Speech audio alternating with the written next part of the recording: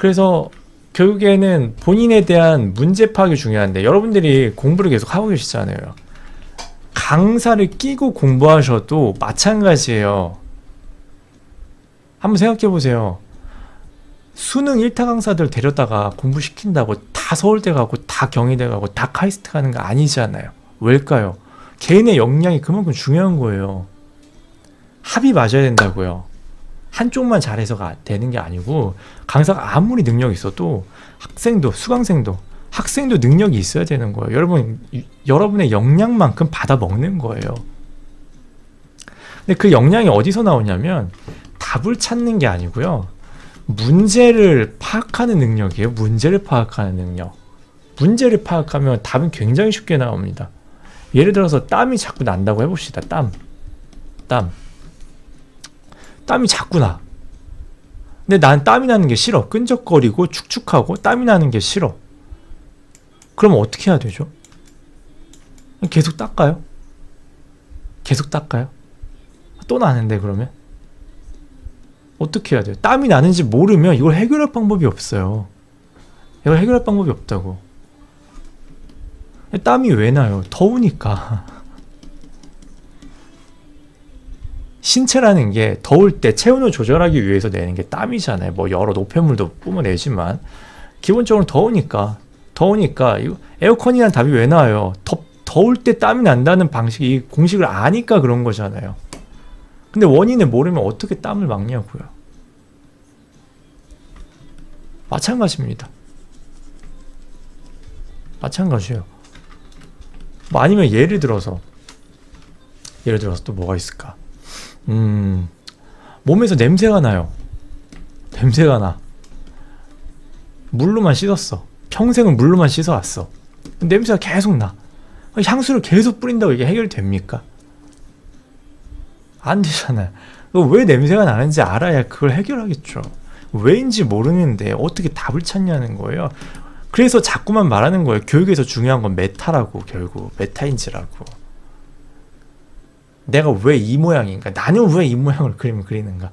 나는 왜 이런 행동을 반복하고 있는가에 대해서 명확하게 인지를 해야, 그게 인지가 되면 답을 찾는 건 굉장히 쉬운 과정이라는 거예요. 근데 이 인지를 넘어서 그냥 답만 찾으려고 하니까 여러분들이 계속 그 자리에 있는 거예요. 계속 그 자리에 있는 거라고요. 바디워시 샴푸를 왜 사요? 냄새가 왜 나는지를 모르는데. 그러니까 당연히 뭔지 왜인지 아니까 여러분들이 그 답을 알고 있는 거라고요. 그림은 다를 것 같아요. 그림을 자꾸 여러분들이 오해하는 게, 그림을 자꾸 뭐 무슨 창의적인 뭐 막 무슨 새로운 영역에 막 무슨 예술 작품 막 이런 걸로 접근하니까 그런데, 그림도 하나의 작품이 아니라 작업이에요. 작업한다고 그러잖아요. 작업물이라고 하잖아요. 일이고 업무예요. 뭐가 문제인지 정확히 파악도 못하는데 이걸 어떻게 해결하겠냐는 거예요. 그러니까 이런 문제가 계속 생긴다고요. 이렇게. 그러니까 이런 경우는 선생님 옆에 붙여도 진짜 가르친 것만 겨우 따라와요. 그러니까 되게 학습이 느려요, 실제로는. 그러니까 메타가 안 되니까. 그러니까 이런 상태에서 또 얘기하죠. 콜로스 가서 뭐 50만원짜리 강의를 막 결제하고, 막 클래스 원원 가서 40만원짜리 강의를 결제하고, 막 다른 알고리즘 타고 가가지고 다른 강사의 막 유튜브를 보고 막 해봐야, 제 유튜브도 마찬가지예요. 봐봐야 소용이 별로 없다는 거예요. 이 상황에서는 메타가 먼저라는 거예요. 나는 왜 그랬는가? 구도가 이상해요. 왜 이상한데요? 어디서부터 이상하게 그려 나갔는데요? 그래서 왜 이상한데요? 라고 질문을 하면 또 답을 말이요. 자꾸 아니라고요. 그림 강사들도 이걸 몰라. 구도가 이상하면 자꾸 답을 알려줘요. 그러니까 학생이 못하는 거예요. 학생이 못하니까 답답하고 어떻게든 취업을 시켜야 되고, 그러니까 옆에서 그려주고 있고, 그렇게 반복되는 거라니까. 그게 아니라 문제가 인지가 됐으면은 왜 그런지를 찾아보라고요. 왜 그런지란 질문에 답을 내밀지 말고 왜 그런지에 대한 대답을 해주라는 거예요. 나는 왜 이렇게 그렸는가? 이게 이상한데, 이 A라는 방식이 이상하고 퀄리티가 나쁜데 나는 왜 A라는 방식으로 그렸는가에 대해서 알아야 된다라는 거예요. 다 필요 없다고요. 그거 말고는 솔직하게. 인터넷 어딜 가도 여러분들이 듣는 그 강의들 무엇을 봐도 이거부터 시작하는 거예요. 이거 기반이에요. 그래서 왜 그랬는지부터 보고 가는 겁니다. 아시겠죠? 그래서 그림들을 좀 볼게요. 이제 구도 얘기 하셨고 색감 얘기 하셨는데 색감은 아까 이야기 한번 드렸었고, 자, 그림 그렸을 때 사실 되게 답답했습니다. 아, 이거 큰일 났네 싶었어요. 이제 완성본이라기 조금 애매하지만 좀 많이 그린 그림들만 이런 것들을 이제 봤다가 이제 이걸 보니까 좀 깝깝해졌는데, 진짜 밑도 끝도 없이 휙휙 날리죠. 막 브러쉬를 이렇게. 그러니까 왜 그 얘기를 하는 거예요. 기술직이 맞습니다. 진짜 기술적이에요. 그림은 기술적으로 그려야 돼요. 그래서 뭐 어떤 사람들이 그렇더라고요. 옛날에 저 처음 유튜브 할 때 닥터분은 유사과학을 가지고 그림을 그린다.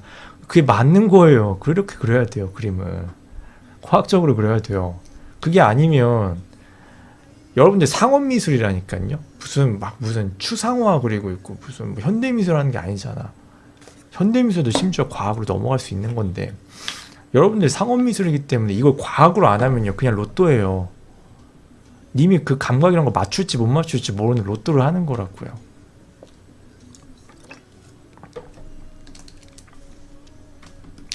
그래서 이 선을 그을 때 실제로 누가 이렇게 그리냐는 거예요. 그래서 이게 효과가 있냐라는 거예요. 왜 효과가 있죠? 나쁜가요? 그럼 왜 나쁘죠? 답이 있냐라는 거예요. 답이 없어. 이거 100%예요. 제 손모가지로 이거 100%예요.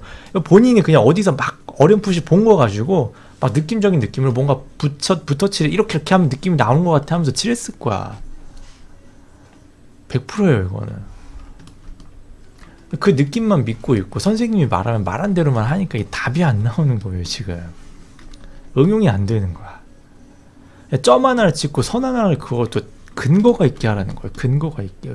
그 근거는 여러분의 머릿속에 있는 뇌피셜이 아니라고요. 명확한 근거가 필요하다고요.